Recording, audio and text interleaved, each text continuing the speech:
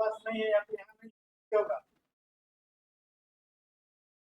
Floor में डाला हुआ हूँ।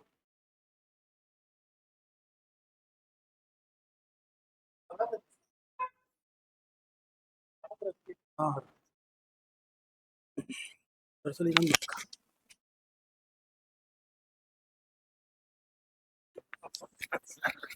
हम बैन हो गया तो फिर मिलता है।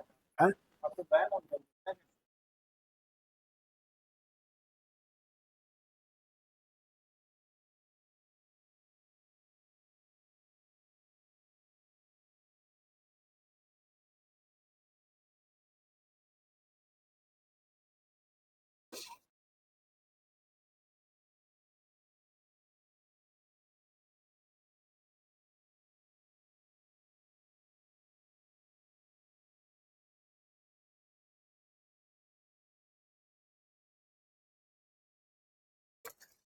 चलिए आप सभी लोग को गुड आफ्टरनून। पढ़ते हैं आगे। कल आपने क्लास में पढ़ा कि आखिर मगध इस सभी 16 महाजनपदों में कैसे एक पावरफुल सेंटर के रूप में कन्वर्ट होता है, बदल जाता है। और फिर कहीं ना कहीं देखा जाए तो यहीं से प्राचीन भारत इतिहास की जो है वो एक तरह से मगध का इतिहास है ना। इसके बाद एक के बाद एक मौर्य जो अभी हम लोग पढ़ेंगे कैसे हर्यक वंश, शिशुपाल, शिशुनाग वंश, नंद वंश, देन मौर्य काल से लेकर आपके गुप्त तक, यानी कि हर्षवर्धन के समय में पाटलिपुत्र से राजनीतिक सेंटर जो है वो शिफ्ट कर जाएगा कन्नौज। तो लगभग 500-700 सालों का एक लंबा अरसा मगध जो है वो पूरे भारत का सबसे समृद्ध और सबसे पावरफुल सेंटर बनेगा। तो आइए मगध के उत्कर्ष की बात करेंगे। आखिर मतलब कि यहाँ पर उन राजनीतिक राजवंशों का क्रम पढ़ेंगे और राजनीतिक इतिहास को भी देखेंगे यहाँ से। ठीक है, उम्मीद है पिछले क्लास में कोई दिक्कत नहीं होगी। अगर होगी तो आप लोग जरूर इसमें मैसेज भी कीजिएगा, जुड़िएगा जरूर। ठीक है, आइए। तो देखिए मगध साम्राज्य का उत्कर्ष, पहली चीज तो इसमें हम लोग क्या देखेंगे, इसमें पढ़ेंगे एक नंबर वन में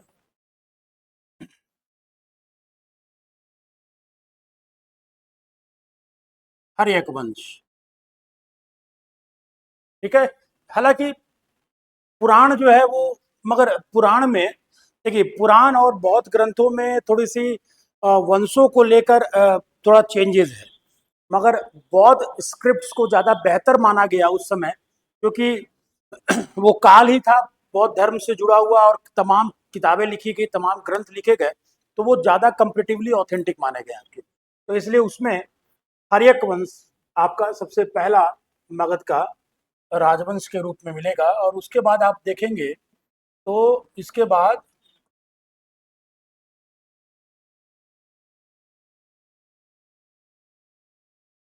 शिशुनाग वंश आएगा और फिर नंद वंश आएगा और इसके बाद मौर्य है। तो मौर्य को हम लोग अलग से पढ़ेंगे आपका। तो ये जो है इनका राजनीतिक इतिहास जो है वो शुरुआत होता है 544 ईसा पूर्व से लेकर लगभग 412 ईसा पूर्व तक। वैसे ही शिशुनाग वंश जो है, इनकी शुरुआत जो है वो मानी जाएगी आपकी 412 से 344। ठीक है,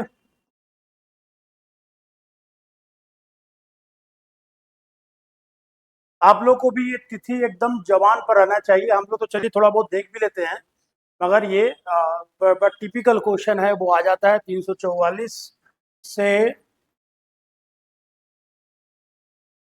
ईसवा पूर्व से लेके सिकंदर का आक्रमण और उसके बाद मौर्य वंश की स्थापना होगी। फिर फाइनली ये आपको 323 मान लीजिए, 323 बीसी ये है। ठीक है ना। अब एक एक करके हम लोग यहाँ से, अच्छा यहाँ पर हो सकता है मे भी कहीं अगर पूछ ही दे, तो ये जो है ये जो क्रम आप देख रहे हैं ये बौद्ध ग्रंथों के हिसाब से, और इसको बाद में भी कई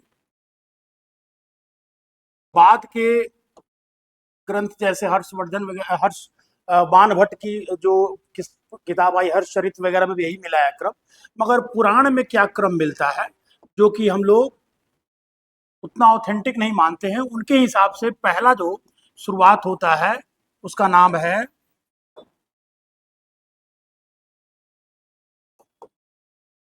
बृहद्रथ वंश। ठीक है ना, यहां से ये मानते हैं। और आप लोगों ने अगर नाम सुना होगा और कभी अगर भविष्य में जाएंगे या गए होंगे तो राजगीर में आपको जरासंध का अखाड़ा मिलता है, तो ये इससे कोरिलेट करते हैं। इसके बाद पुराण कहता है कि सेकंड जो वंश हुआ वो प्रधोत वंश हुआ, और तीसरा शिशुनाग वंश है, और चौथा नंद वंश है। ठीक है, तो ये पुराणों के हिसाब से राजनीतिक इतिहास का क्रम मिलता है। तो चलिए चलिए, ये उतना इंपॉर्टेंट नहीं है मगर फिर भी दिमाग में रखना है आपको। अब हम लोग शुरुआत करेंगे यहाँ से आर्य डायनेस्टी से।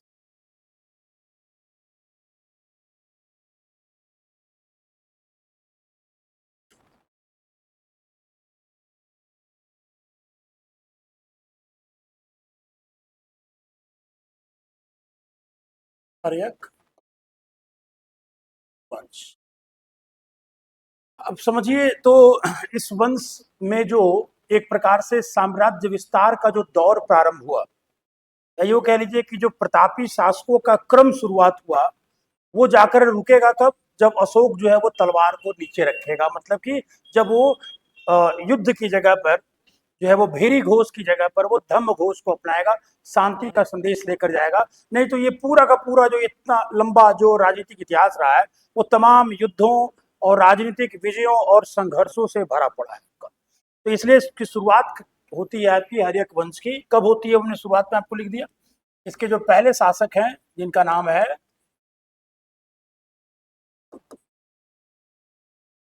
बिंबिसार। ठीक है ना, तो बिंबिसार इसके पहले शासक हैं। तो आप इसमें क्या है, इसको ये हो गए संस्थापक शासक हैं आपकी। इनको अगर आप देखेंगे तो इनको श्रेणिक नाम से जाना गया है। इनका जो उपनाम है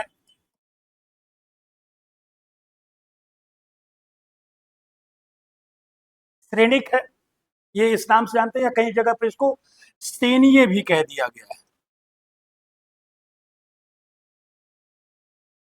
इसके पीछे कई तमाम मत हैं, मगर जो इनका सबसे मूलभूत चीज है कि आप देखिएगा तो मगध जो है वो एक तरफ अंग से घिरा हुआ है, अंग उसका से शत्रुता है। एक तरफ आपका इधर देखेंगे तो कौशल नरेश जो है वो भी बहुत पावरफुल है। उत्तर दिशा में देखेंगे तो गंगा के उधर आपको वज्जी महासंघ आपको मिलेगा, और इधर अगर आप देखेंगे पश्चिम में थोड़ा दूर तो अवंती और एक और वत्स। तो ये तमाम ऐसे महाजनपदों से घिरा हुआ था जो काफी पावरफुल थे, और सबकी निगाहें जो थी मगध पर थी, क्योंकि मगध से एक उपजाऊ भूमि वाला क्षेत्र भी था, खनिज संपन्नता ही वहां वहां पर थी आपकी। तो ऐसे कारणों से मगध जो है वो हमेशा टारगेट पर रहता था। तो इसके लिए बहुत जरूरी था कि भाई एक पावरफुल किंग आया और वो उसको मिलता है पर। तो चलिए इसको कुछ चीजें रिपीट कर देंगे। राजधानी आप ध्यान रखिएगा, इस समय बिंबिसार के समय में राजगिरी, ठीक है ना, जिसको हम लोग गिरी ब्रज के नाम से भी जानते हैं। और तमाम नाम आपको हमने पिछले क्लास में बताया कि कैसे कुशाग्रपुर भी नाम से जाना जाता है, बृहदत्त नगर भी या बृहदत्तपुर भी इसको हम लोग कहते हैं। अब देखिए, अब यहीं पर ध्यान रखना है आपको कि इसके चैलेंजेस क्या थे, चुनौतियां क्या थी इनकी, क्योंकि उसी हिसाब से किसी राजा के प्रतापी होने का या उसके उपलब्धियों को आंका जाता है। तो चुनौतियां आप देखिए यहाँ पर सिंपल अगर हम देखेंगे तो इधर उत्तर में आपका वज्जी,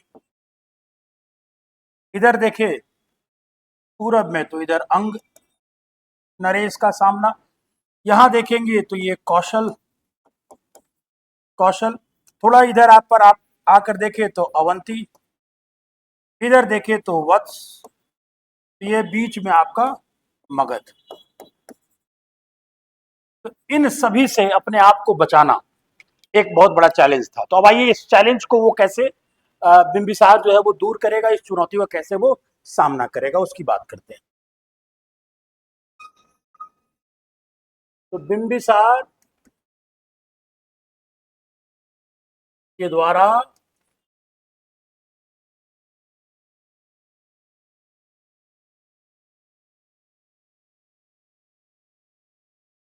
पड़ोसी महाजनपदों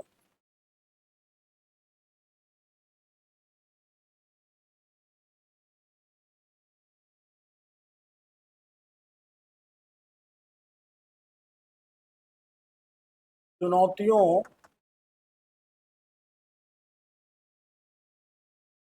का सामना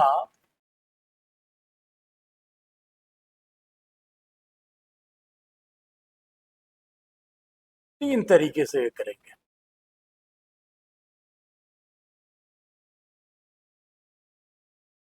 कैसे? देखिए, एक पहला वो काम करेगा कि भाई एक वैवाहिक संबंध स्थापित किया जाए, क्योंकि वैवाहिक संबंधों के माध्यम से क्या होती है, संबंधों में एक मधुरता आ जाता है। अगर थोड़ी मनमुटाव भी हुआ तो संघर्ष बहुत हद तक युद्ध की तरफ नहीं लेकर जाता है आपको। तो ये एक शुरुआत से, जब से सभ्यता का विकास हुआ, जब से राजनीतिक स्थिति शुरुआत होती है, राजवंश आने लगे, एक वैवाहिक संबंध हमेशा से एक समझौता का एक बड़ा माध्यम रहा है आपका। तो उसी में आपका बिंबिसार जो है वो अब ये वैवाहिक संबंध स्थापित करेगा और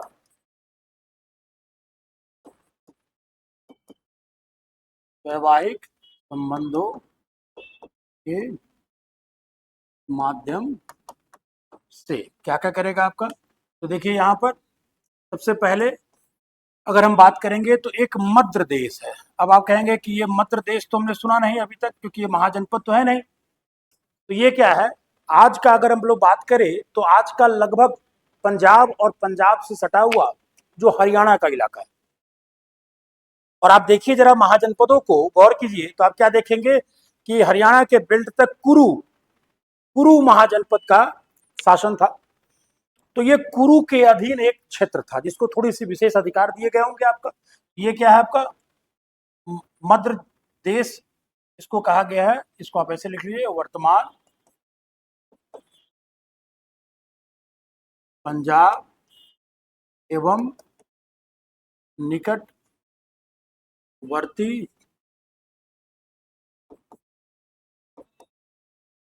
हरियाणा के क्षेत्र में जो कुरु महाजनपद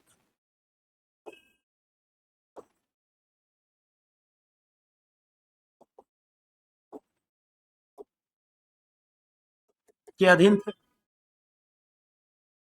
तो अब क्या होगा यहाँ, तो मध्य देश की राजकुमारी जो है, तो मध्य देश की राजकुमारी जो है, अब ये पूछता है एग्जाम में, ध्यान रखना है, राजकुमारी इसको हम लोग कहते हैं क्षेमा, या ऐसे भी कहीं कहीं लिखता है आपका क्षेमा का विवाह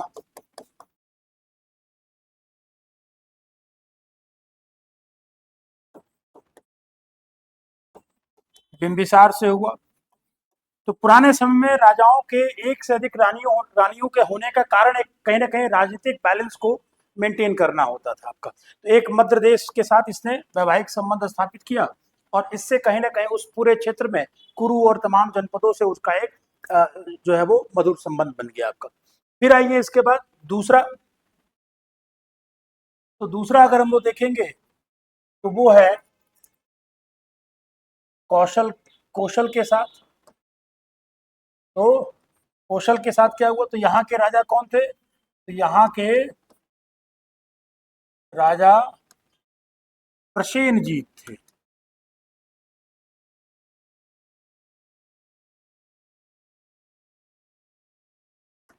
प्रसेनजीत थे और एक पावरफुल सेक्टर, कई बार हम लोग बात की है। तो इनकी बहन है ना, इनकी बहन पुत्री नहीं, ध्यान रखिएगा, कई बार इस पे भी लोग आसान तो होता है, पर बहन और पुत्री ये सारी चीजों को माइंड में आपको, तो इसकी बहन महाकोशला देवी का विवाह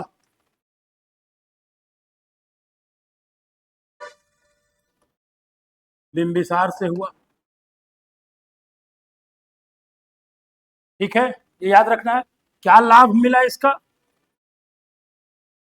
तो इसका अगर हम लोग लाभ की बात करें तो इसका लाभ, सबसे बड़ा लाभ जो मिला वो मिला कि भाई काशी का जो क्षेत्र है, जो कौशल और मगध के बीच का एक बड़ा संपन्न क्षेत्र है, मगर काशी पर अधिकार कौशल का था। ये काशी कौशल के द्वारा, अब इसको दहेज कह लीजिए, जो भी कह लीजिए, ये मगध को दे दिया गया। तो आपको कह सकते हैं कि इसको काशी का क्षेत्र मगध को प्राप्त हुआ।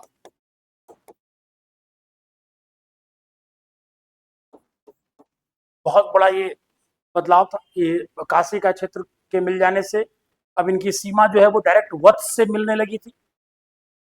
और दूसरा जो है वो स्वाभाविक है कि दोनों के बीच में एक मधुर संबंध स्थापित हुए। ठीक है, एक ये हो गया आपका।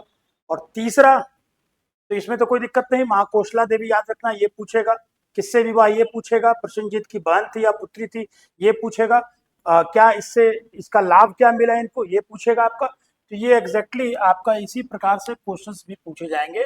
और तीसरा आप देखेंगे तो लिच्छवी यानी कि वज्जी, वज्जी महाजनपद का सबसे पावरफुल संघ, जिसको आप लिच्छवी कहते हैं। और ये लिच्छवी के इस संघ के शासक कौन थे? राजा चेटक, चेटक थे। ठीक है, क्लियर। चेटक की जो पुत्री हैं उनका नाम क्या है? चेलना। और इनका विवाह बिंबिसार से। तो आप सब जान रहे हैं कि मगध के लिए सबसे बड़ा अगर कोई सिर दर्द है था तो वो अंग था या तो फिर वज्जी था। तो यहाँ पर चेलना के साथ विवाह हुआ और इस तरह से गंगा के उस तरफ के भी संकट को इसने दूर कर दिया। तो तीन जगहों पर ये क्या करते हैं? वैवाहिक संबंध स्थापित, और इस तरह से ये स्थिति को थोड़ा नियंत्रित करने में सफल रहे। अब आइए दूसरा, एक तो वैवाहिक संबंध आपने यहाँ पर देख लिया। अब आइए, जैसे कि यहाँ हम लोग पढ़े थे कि भाई पहला वैवाहिक संबंधों के माध्यम से, तो अब दूसरा वो कैसे नियंत्रित करेगा? तो दूसरा देखिए वो जिसको आप कह सकते हैं कूटनीतिक संबंध। कूटनीतिक समझते हैं, डिप्लोमेटिक रिलेशन। कूटनीतिक संबंध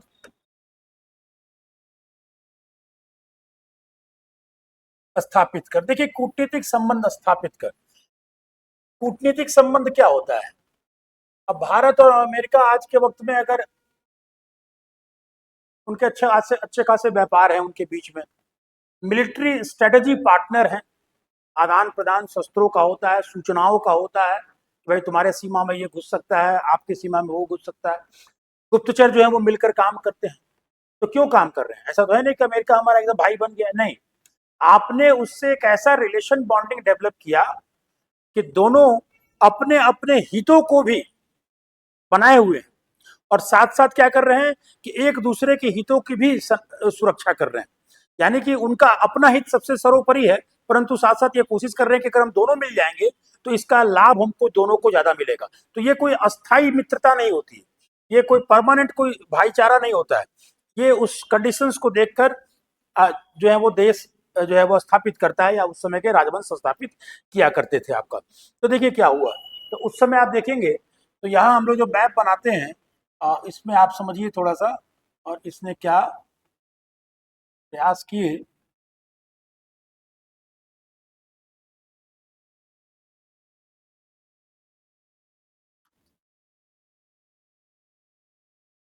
ये रहा मगध,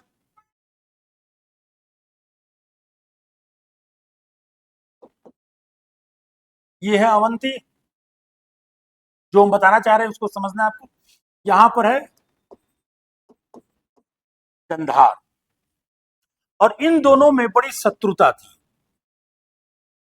इन दोनों में क्या था, एकदम शत्रुता, गंधार वर्सेस अवंती, काफी ज्यादा टेंशन थे यहाँ पर। तो अब ये क्या करेंगे, अब ये काम करेंगे कि भाई दोनों के बीच में एक मध्यस्थता का काम करेंगे, मीडिएटर का काम करेंगे। जैसे आज के वक्त में देखिए रूस और यूक्रेन के बीच में युद्ध हो रहा है, और ये युद्ध जो है वो केवल इन दोनों को नुकसान नहीं बल्कि पूरे यूरोप को और ओवरऑल कहीं के वर्ल्ड को भी प्रभावित कर रहा है। गेहूं की खपत को लेकर, तेल का दाम का महंगा हो जाना, और तमाम ऐसे प्रोसेस जो है वो उससे कमजोर पड़ रहे हैं। तो उसके कारण यहाँ पर भी वही चीज था।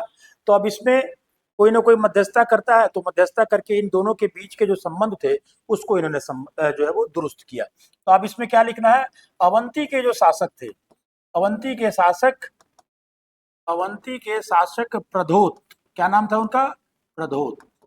इनको कई जगहों पर चंड प्रधोत भी कहा गया है। थोड़े खूंखार उंखार टाइप रहे होंगे। चंड जनरली बौद्ध साहित्य में उनको नाम दिया जाता है चंड अशोक, जो थोड़ा सा लड़ाकू किस्म के होते थे या निर्दयी किस्म के हो सकते हो। तो अवंती के शासक प्रदोत एवं गंधार के शासक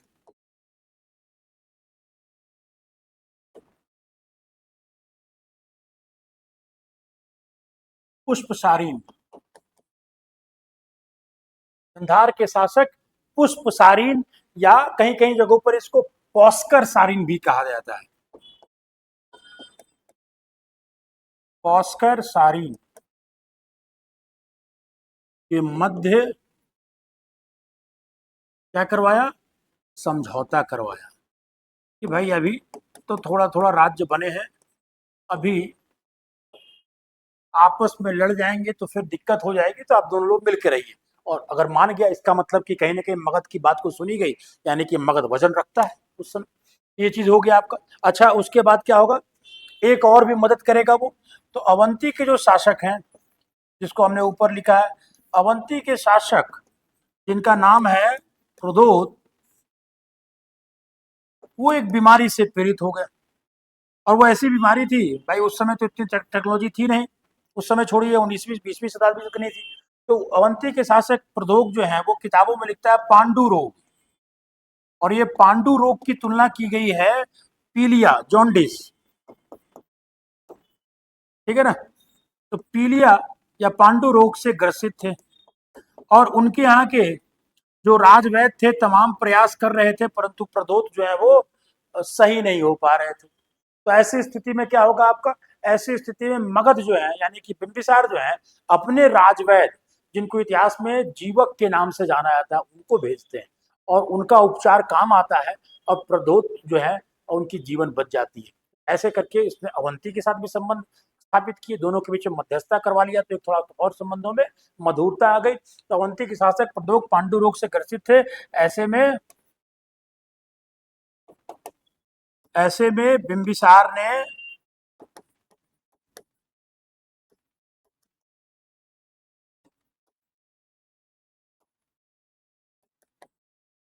अपने राजवैद्य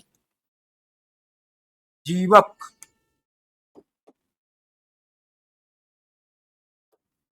को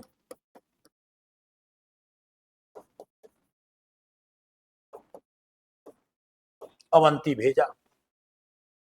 तो ये कूटनीतिक संबंधों में यहां पर हो गया। अब जब ये वैवाहिक संबंधों के माध्यम से कई लोगों को मिला लिए, कूटनीतिक संबंध के मामले से उस समय अवंती और गंधार जैसे शासकों को उसने अपने पाले में कर दिया। तो अब बोला कि अब अंग तुम कहां बचोगे, अब अंग पर क्या होगा, हमला होगा, और अंग पर हमला करके अंग को मगध जो है वो अपने में मिला लेगा, और बोलेगा कि बाबू तुम जो पहले आक्रमण करके कुछ समय के लिए पाटलिपुत्र को या उस समय के मगध के राजगिरी को जीत लिए थे, तो अब इसका बदला भरपूर लिया जाएगा। तो अब तीसरा, दूसरा कूटनीतिक संबंध स्थापित करने के बाद आपका तीसरा जो होगा वो होगा विजय अभियान।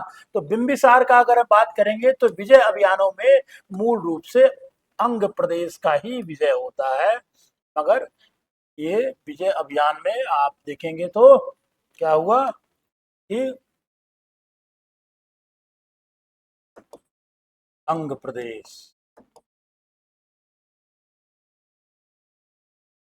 पर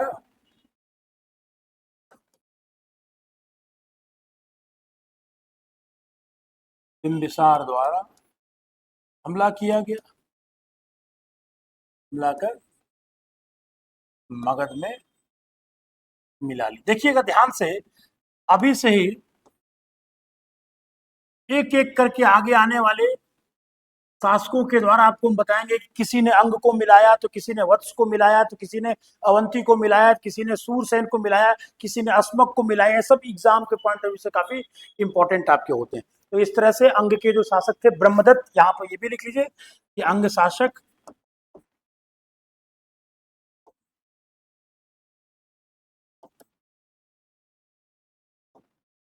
इस समय ब्रह्मदत्त थे। तो चलिए, इसमें कोई दिक्कत नहीं होनी चाहिए हमें कि भाई कैसे इसने बिंबिसार ने अपने कह सकते हैं कि कूटनीतिक तरीके से, वैवाहिक संबंधों के माध्यम से और विजय अभियानों के माध्यम से कैसे इसने अपने अपने आप को मगध को संरक्षित किया, सुरक्षित किया आपका। अच्छा, चलिए अब आते हैं बिंबिसार बड़ा अनलकी रहा, क्योंकि आखिरी में उसके पुत्र अजात शत्रु ने क्या किया, उसकी हत्या कर दी। अब हत्या क्यों की होगी, अब इसके पीछे कई प्रकार के मत हैं। मत इसलिए है, मगर जो मूल जो तर्क निकल कर आता है हत्या करने के पीछे, वो ये आता है कि बिंबिसार जो है वो वैवाहिक संबंधों के माध्यम से कुछ थोड़ा बहुत लॉलीपॉप दे दिए, नहीं नहीं नहीं तुमसे तुम आराम से रहो। तो अजात शत्रु थोड़ा आक्रामक स्वभाव का व्यक्ति था, बोले नहीं नहीं इससे लड़कर हम जीतेंगे, इसको हम कन्क्वेर करेंगे, इसको है ना, इससे प्रेम से, पुचकार से, वैवाहिक संबंध से, इस सब से काम नहीं चलेगा। वज्जी जो है उससे हम लोग भले ही वैवाहिक संबंध स्थापित कर लिए, परंतु आज भी वज्जी गंगा नदी को पार करके हमारे क्षेत्र में लूटपाट कर रहा है, तो कौन सी संधि, कौन सी नीति, कौन सा वैवाहिक संबंध। तो अजात शत्रु कुछ इस प्रकार से चीजों को लेकर खिन्न था। और हो सकता है कि कुछ उत्तराधिकार संघर्ष रहे हो, मगर जब जो जिस चीज की जानकारी ही नहीं है इतिहास में उसको लेकर, तो उस पर ज्यादा विचार विमर्श करने की जरूरत नहीं है। तो हम सीधे आते हैं कि बिंबिसार के बाद दूसरा शासक जो बनेगा वो उसका पुत्र बनेगा अजात शत्रु, बिंबिसार की हत्या करके।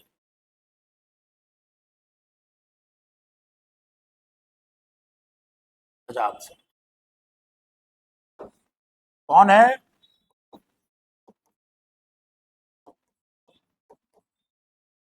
बिंबिसार का पुत्र। क्या किया,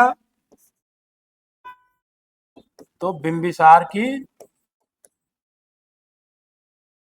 इस वंश की ही दुर्भाग्य से सभी राजा अपने पिता की हत्या करके ही बने, इसलिए इस वंश को ही पितृहंता वंश कह दिया जाता है। तो बिंबिसार की हत्या कर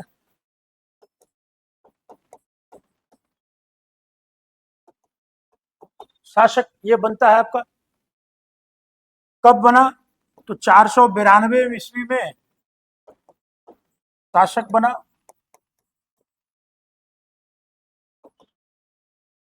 और कब तक ये शासन करेगा, तो 460 ईस्वी लिख दिए क्या, ईसा पूर्व, ध्यान रखिएगा।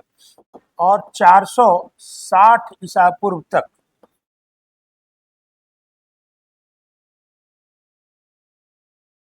शासन किया। एक लंबा शासन काल था, अप्रोक्स अगर हम बात करें तो 30-32 सालों का शासन था आपका। अब आइए इनकी उपलब्धियों की बात करते हैं, इनकी जो इनके कुछ उपनाम हैं और क्या इनकी महत्वपूर्ण उपलब्धियां हैं, इनको देखते हैं, ठीक है। तो पहला चीज, इनका जो उपनाम है वो मिलता है कुणिक। याद रखिएगा इसको, बहुत बार पूछा गया है, कुणिक इनका उपनाम था। और आप कह सकते हैं कि पूरे हर्यक डायनेस्टी का सबसे प्रतापी शासक था, सबसे शक्तिशाली शासक आपका ये था। अब ये क्या करेगा इसकी, तो इसकी अगर हम उपलब्धियों की बात करेंगे, या पहले चुनौतियों के रूप में उपलब्धि पड़ी, क्यों, अब आप खुद देखिए कि भाई अगर इसने अपने पिता की हत्या की तो कौशल भी नाराज हो जाएगा। कौशल महाजनपद क्यों नाराज होगा, क्योंकि भाई कौशल राजा प्रसेनजीत की बहन, एक तरह से इनकी सौतेली मां थी बिंबिसार की। और कहा जाता है कि जब बिंबिसार की हत्या हुई तो उस दुख में महाकौशला देवी की भी मृत्यु हो गई। तो प्रसेनजीत नाराज हो गए कि भाई अब तो काशी भी दिए तुमको, इतना सब कुछ किया गया और तुमने मार ही दिया। तो भाई उसने प्रसेनजीत ने क्या किया, गुस्सा में काशी पर अपना अधिकार फिर से स्थापित कर दिया। एक चुनौती वहां निकल कर आई। दूसरी चुनौती कहाँ आएगी? दूसरी चुनौती आएगी लिच्छवियों के साथ। वहां भी सेम चीज कि लिच्छवी की राजा चेटक की पुत्री चेलना का विवाह भी बिंबिसार से हुआ था। और चेलना के जो दो पुत्र थे, हल और बेहल, तो ये दोनों पुत्र जो थे, जब ऐसी घटना हुई, बिंबिसार की हत्या हुई, तो दोनों भागकर कहाँ चले आए?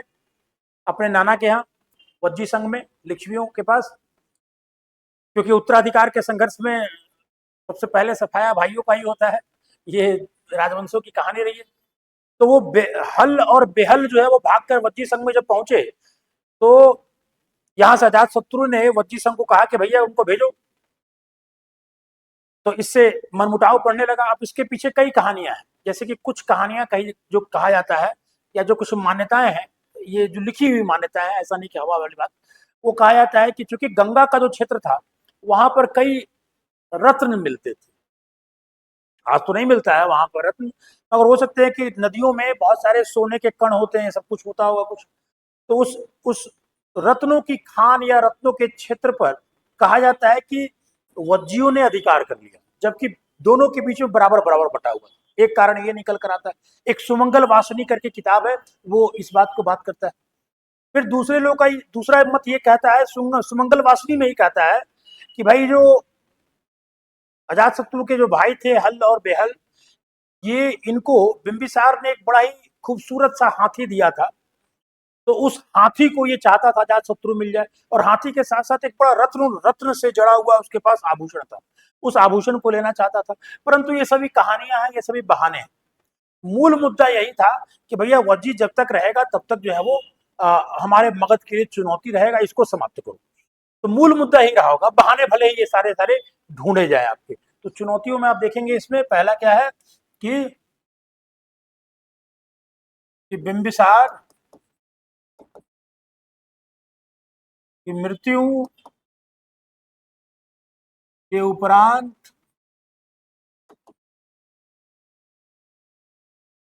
कौशल नरेश प्रसेनजीत ने पुनः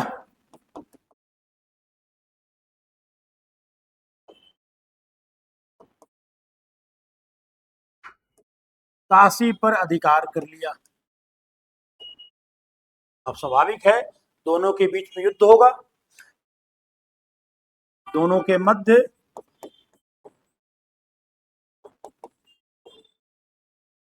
युद्ध हुआ। कई मोर्चों पर अजात शत्रु आगे बढ़ा, जीतता चला गया। कई मोर्चों पर प्रसेनजीत जीते, काफी लंबे समय तक युद्ध हुआ। फिर अंत में देखा गया कि युद्ध ये बढ़ता चला जा रहा है, तो भाई संधि कर लो। संधि हो गया, और संधि के बाद क्या निर्णय लिया गया कि ऐसा है कि अजात शत्रु को क्या किया गया कि प्रसेनजीत ने अपनी पुत्री का विवाह अजात शत्रु से कर दिया, और फिर से काशी दे दिया। बोला ये युद्ध जो है वो खत्म होने का नाम नहीं ले रहा है। तो दोनों के मध्य युद्ध हुआ, तथा अंततः समझौते हो गए। समझौता हो गया। और क्या हुआ समझौता? तो ये हुआ कि प्रसेनजीत ने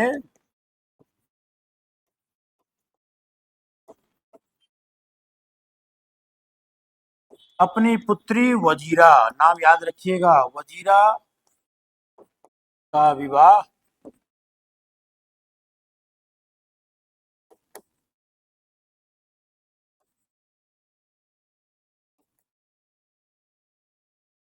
अजात शत्रु से कर दी, एवं काशी पुनः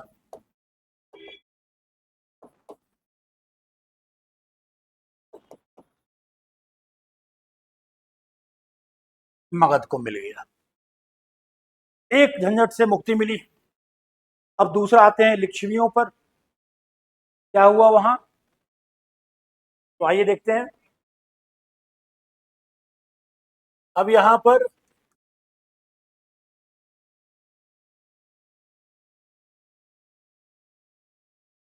लिच्छवी नरेश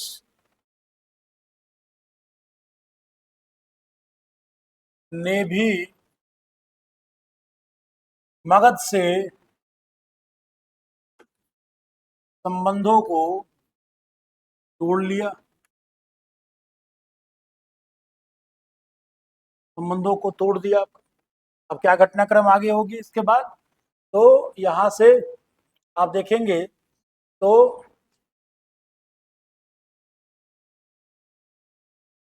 अजात शत्रु ने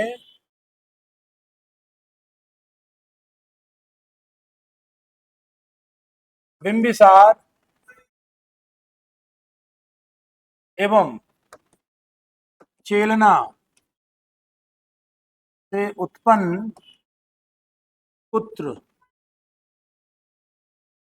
हल एवं बेहल को वापस लौटाने को कहा, और साथ साथ क्या डिमांड किया आपको बताया था ना कि इसके अलावा बिंबिसार के द्वारा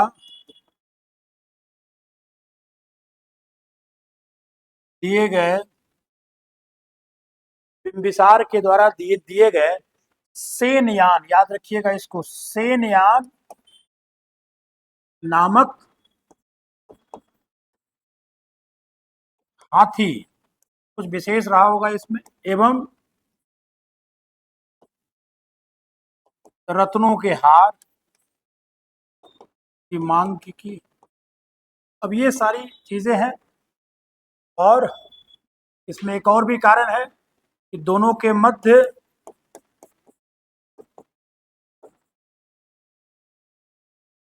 युद्ध का प्रमुख कारण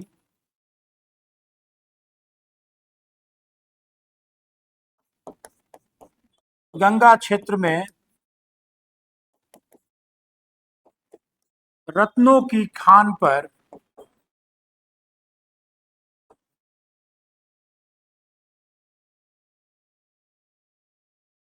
अधिकार करना भी था,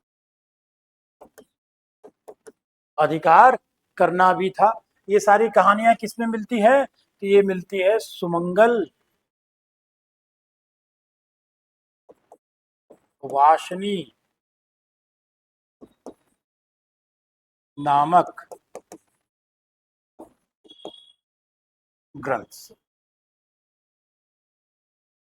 ठीक, चलिए, एक बड़ा ही इंपॉर्टेंट फैक्ट है, इस समय अजात शत्रु के ही समकालीन थे महात्मा बुद्ध, और महात्मा बुद्ध जो है वो अजात शत्रु के दरबार में भी बहुत दिन तक रुके, और उन्होंने क्या किया कि बताया, ये बहुत इंपॉर्टेंट फैक्ट है क्या, कि भाई अजात शत्रु ने महात्मा बुद्ध से इस विषय में राय ली कि भाई वज्जी को कैसे निपटा जाए। तो और अजात शत्रु ने ये भी बताया इनको, महात्मा बुद्ध को, कि देखिए वज्जी से निपटना थोड़ा मुश्किल इसलिए भी हो गया है क्योंकि वज्जी ने मल्ल का भी साथ मिल गया है। मल्ल याद है ना महाजनपद, तो वज्जी का गठबंधन मल्ल से भी हो गया, तो थोड़े ज्यादा पावरफुल हो गए। तो महात्मा बुद्ध ने कहा कि भाई ऐसा है कि तुम डायरेक्टली युद्ध मत करो, पहले उनमें फूट डालो, कहते हैं ना साम दाम भेद, तो पहले भेद करो उनके यहाँ, और भेद करके उनको कमजोर करो, उनके जो प्रमुख जानकारियां उनको जुटाओ, उनके लोगों को अपने तरफ करो, कि ताकि वो पहले से आधे कमजोर हो जाए, और उसके बाद जो है वो जबरदस्त आक्रमण करो। और इस तरह से तो याद रखिएगा, अजात शत्रु को महात्मा बुद्ध ने ही वज्जी संघ को पराजित करने के संबंधित राय दी थी, ये भी आपके लिए इंपॉर्टेंट है। तो आइए इसके बाद क्या है,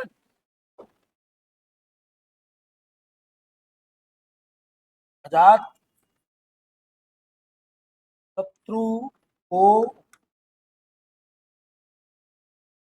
महात्मा बुद्ध ने वज्जी संघ को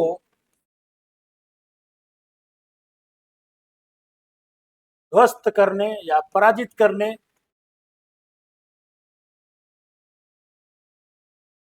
के लिए भेद, भेद मतलब जानकारी हो ना, बताया था आपको, भेद करने की नीति अपनाने को कहा। ठीक है, तो अब क्या करेगा अजातशत्रु, उनकी बात को मानेगा और उनकी बात को मानकर अपना सेनापति जो था या अपना जो मंत्री था जिसका नाम था वस्कार, वस्कार को भेजेगा या उसके द्वारा लिंकअप करेगा कि भाई उनका जो संघ है, याद कीजिए कल पिक्चर बना के आपको बताया था कैसे संघ जुटते थे, उस संघ में कुछ लोगों को प्रलोभन देकर या धमका कर किसी भी तरीके से अपने पास मिला और वो सफल रहता है। तो यहाँ पर देखेंगे तो यहाँ पर अजातशत्रु ने अपने मंत्री वस्कार के सहयोग से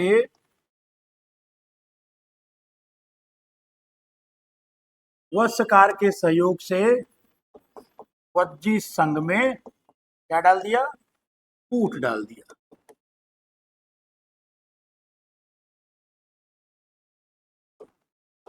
तो पहले ही कमजोर हो गया, कहा था घर का भेदी लंका ढाए, बात सही है, वही हुआ यहाँ पर।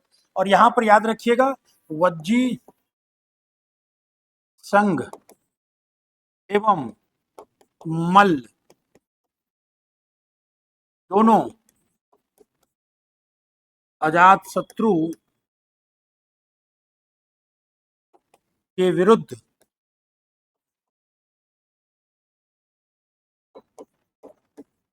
आपस में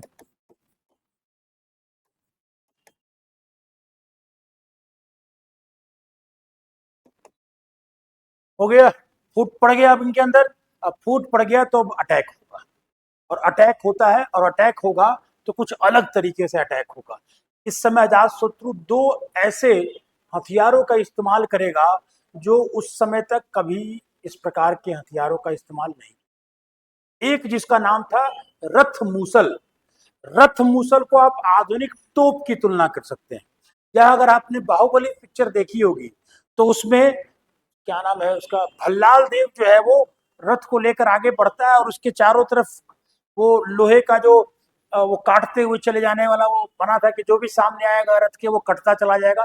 तो कुछ उस प्रकार से उस रथ पर ऐसे मैकेनिज्म लगे हुए थे, ऐसे इक्विपमेंट्स लगे हुए थे जो उसके सामने, उस रथ के सामने कोई भी सैनिक जो है वो आ नहीं पाता था। तो वो उस हथियार का नाम था रथ मुसल। और दूसरा हथियार का इस्तेमाल किया महाशिला कंटक, और ये महाशिला कंटक को भी आप बाहुबली पिक्चर्स में के आधार पर देख सकते हो, उम्मीद आप सभी लोग देखा होगा, और नहीं भी देखा होगा तो कई और भी पिक्चरों में है जिसमें क्या है, पत्थरों को रखकर उसको एक मिसाइल के तरीके से पत्थरों को क्या किया दूर तक फेंका जाता था, बड़े बड़े बोल्डर्स को लेकर, उसको महाशिला कंटक। ये बहुत बड़ा हथियार का इस्तेमाल यहाँ पर होता है। तो अब आइए इसके बाद देखेंगे क्या करेगा कि अजात शत्रु ने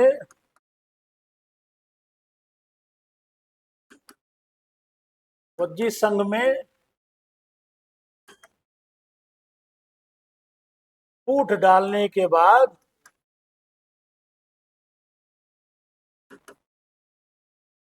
आक्रमण किया और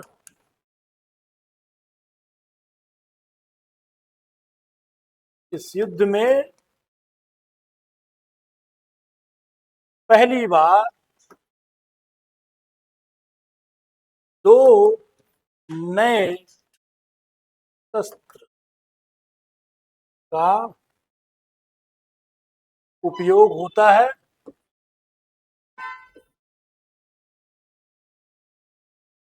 कौन है, ये हो गए आपके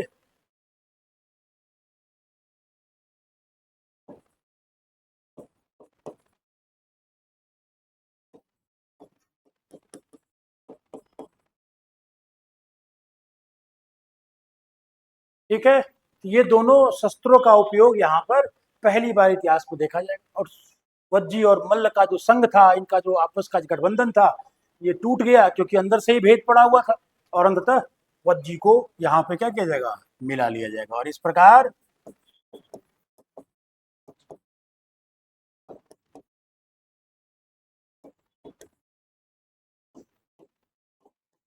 तथा मल्ल गणराज्य के वज्जी संघ को पूर्णतः और मल्ल गणराज्य के बड़े भूभाग पर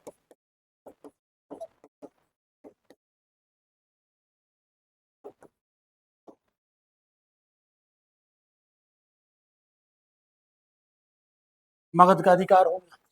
मगर यहाँ एक और भी बहुत महत्वपूर्ण चीज है कि लिच्छवियों को नियंत्रित कर, थोड़ा सा रुक जाइएगा ना, लिच्छवियों को नियंत्रित करने के लिए बहुत जरूरी था कि राजगिरी के जगह पर लिच्छवियों के करीब ऐसा छावनी बनाया जाए कि ताकि उसको आसानी से कंट्रोल किया जा सके। तो ध्यान रखिएगा यहाँ पर कि लिच्छवियों पर नियंत्रण के लिए, लिच्छवियों पर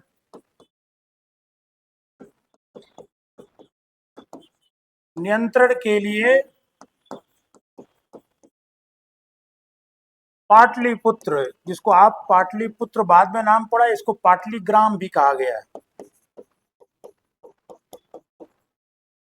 में लगभग 490 बीसी में क्या बनाया गया, मिलिट्री कैंटोनमेंट बनाया गया, सैन्य छावनी बनाई गई। और आगे चलकर आप देखेंगे ये राजगिरी की जगह पर नई राजधानी के रूप में मगध के ये उभर कर सामने आता है।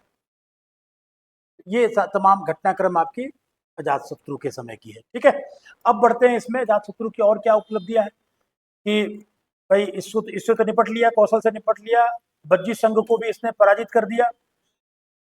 और अब क्या करेगा वो, इधर आप देखेंगे तो अपने इसी समय बुद्ध की मृत्यु भी होती है, इसी के जीवन काल में बुद्ध की मृत्यु भी होगी।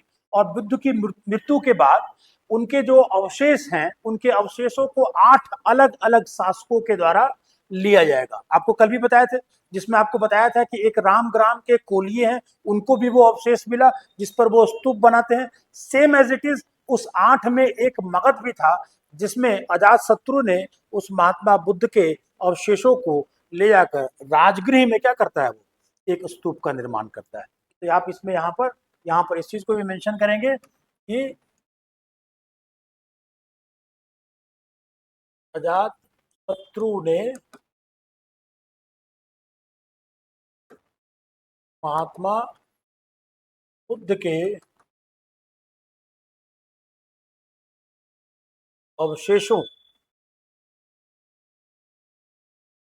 के ऊपर राजगृह में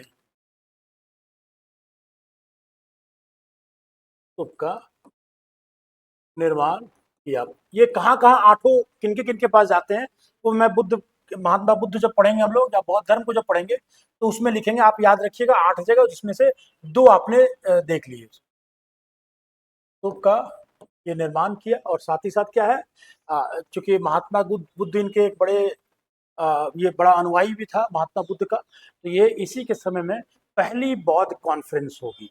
टोटल मिलाकर 3 नहीं लगभग 4 बौद्ध कॉन्फ्रेंस हुई है। मूल जो 4 बौद्ध कॉन्फ्रेंस हुई है, यानी कि ऐसा कॉन्फ्रेंस जिसमें क्या होता था, जिसमें तमाम बौद्ध आचार्य जुटते थे और ग्रंथों का संकलन होता था आपका, उसको नामावली दी जाती थी। और बौद्ध धर्म के को आगे किस रूप में आगे बढ़ाना है, बौद्ध धर्म को संचालित करने के लिए संघ की क्या व्यवस्था होनी चाहिए, ये तमाम चीजों को लेकर विचार विमर्श होते थे। तो उसको हम लोग बौद्ध सम्मेलन कहते हैं। तो 483 ईस्वी में, ईसा पूर्व में 483 बीसी में पहली, जिसको हम लोग इतिहास में बौद्ध संहिति या संगीति कहते हैं, मतलब कि संगीति मतलब जुटाओ, पहली बौद्ध कॉन्फ्रेंस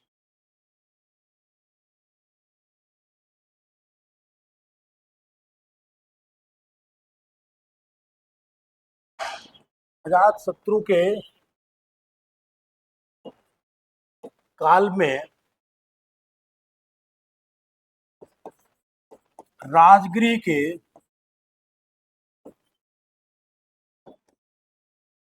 सप्तपर्णी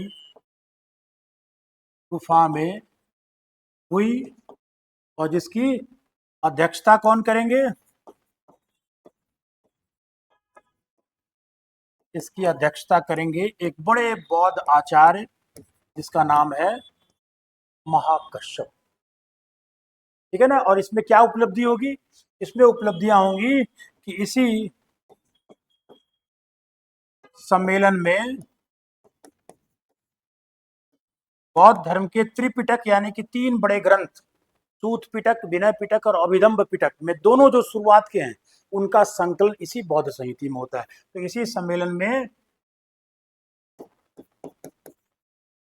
बौद्ध त्रिपिटकों में सूत पिटक एवं विनय पिटक, सूत पिटक में महात्मा बुद्ध का उपदेश है, विनय पिटक में जीवन का आचार विचार क्या होना चाहिए, रहन सहन क्या होना चाहिए, जीवन शैली क्या होनी चाहिए, नैतिकता कैसा होना चाहिए, क्या धर्म क्या होता है, तमाम इस पक्ष की बात की गई है सूत पिटक एवं विनय पिटक का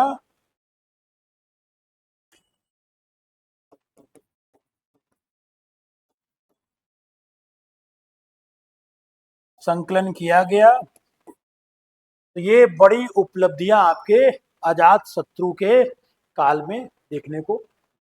ठीक है। तो चलिए, आपने आज बिंबिसार और अजात शत्रु को पढ़ा। हम लोग अब जो कल मिलेंगे तो हम लोग अब इसके बाद उदयन के विषय में पढ़ेंगे और उसके बाद फिर हम लोग शिशुनाग वंश में। ठीक है। तो अच्छे तरीके से इसको याद कीजिए, समझिए और जहां दिक्कत हो मैसेज कीजिए।